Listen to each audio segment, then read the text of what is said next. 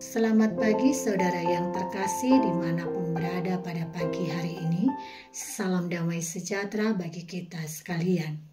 Pada pagi hari ini kita kembali merenungkan firman Tuhan yang terambil dari kitab 1 Raja-Raja pasal 3 ayatnya yang ke-12. Demikian firman tertulis.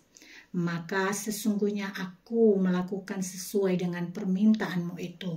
Sesungguhnya aku memberikan kepadamu hati yang penuh hikmat dan pengertian, sehingga sebelum engkau tidak ada seorang pun seperti engkau, dan sesudah engkau takkan bangkit seorang pun seperti engkau. Saudara yang terkasih, ada sebuah kebiasaan bagi kita yang sangat disiplin dalam hal waktu. Kita sering memajukan jam dinding. Kita mengenalnya dengan istilah waktu atau jam sekolah atau jam kerja. Semuanya itu kita lakukan agar kita berangkat atau melakukan sesuatu lebih awal atau lebih maju dari yang semestinya. Itu tidak jadi masalah. Hanya yang menjadi perenungan adalah mengapa tidak ada orang yang mengatur jam miliknya menjadi mundur. Mungkin jawaban kita pun beragam tentang hal ini. Tapi bagi saya, mungkin ini kodrat manusia yang memang cenderung ingin lebih maju. Sampai di sini tentu masih baik. Namun ada satu hal yang tidak boleh terus maju, bahkan dilarang untuk terus maju. Apakah itu? Dia adalah ego kita.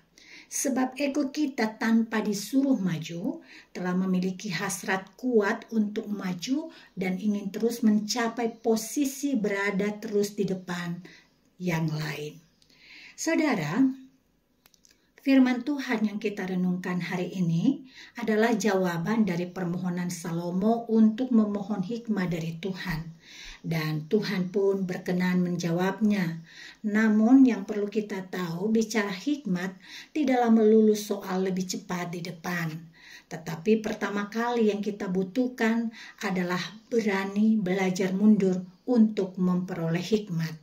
Langkah mundur dapat kita gunakan untuk mengingat, mensyukuri, dan meneruskan apa yang baik dan benar dari Allah, dan kemudian menjadi saluran berkat bagi orang lain. Hal ini terjadi dalam diri Salomo. Ia sadar betul bahwa hanya karunia Allah yang membuatnya di usia sangat muda dapat menjadi raja. Selain itu, warisan Daud yang diteruskan Salomo adalah teladan kerohanian, yaitu taat beribadah dan setia mengasihi Tuhan. Karena itulah di ayat 6-9 di pasal yang masih sama, Tuhan Allah mengaruniakan Salomo satu permintaan. Salomo pun memanfaatkannya bukan untuk dirinya sendiri, tetapi ia memanfaatkannya untuk kebaikan rakyatnya. Salomo tidak meminta kekayaan, Salomo tidak meminta kekuasaan dan umur panjang, Salomo tidak mementingkan diri sendiri, tetapi Salomo peduli kepada rakyat dan benar-benar mensejahterakan kehidupan mereka. Saudara, pada hari ini mari memohon hikmat Tuhan dengan dasar hidup mengasihi Allah, menaati firman, dan setia beribadah kepadanya. Langkah awal untuk memperoleh hikmat Tuhan adalah berani mundur atas ego pribadi dan mempersilahkan Tuhan Allah berkuasa atas hidup kita. Karena Tuhanlah yang memberikan hikmat, itu dianugerahkan kepada mereka yang mengasihi Tuhan. Hikmat memampukan kita memiliki pengetahuan, memiliki kepekaan, memiliki kepandaian, memiliki jawaban atas pergumulan kehidupan dan hal-hal yang terbaik yang datangnya dari Allah. Semua hikmat ini bukan untuk diri sendiri saja, melainkan untuk keluarga, untuk gereja kita saat ini, lingkungan, dan banyak orang lain. Di titik inilah kita akan layak disebut pendidik hikmat, menjadi Salomo-Salomo zaman modern, cinta kepada Allah dan selalu peduli mengasihi sesama manusia. Itu bisa dilakukan dengan berani mengambil langkah mundur atas ego diri sendiri. Tuhan Yesus memberkati kita semua. Mari kita berdoa.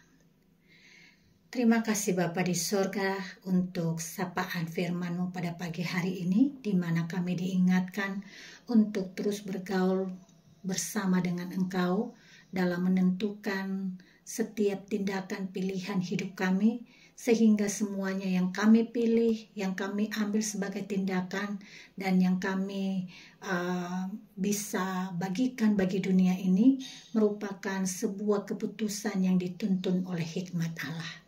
Kami memohon dalam segala apapun pengalaman yang kami hadapi pagi hari ini dan hari seterusnya, kami tetap berada dalam tuntunan hikmat Allah. Ini kehidupan kami pada pagi hari ini Tuhan, dengan segala ucapan syukur dan permohonan. Kiranya Tuhan berkenan memimpin setiap kami dan menyertai langkah kehidupan kami. Di dalam nama Yesus Kristus kami memohon. Amin.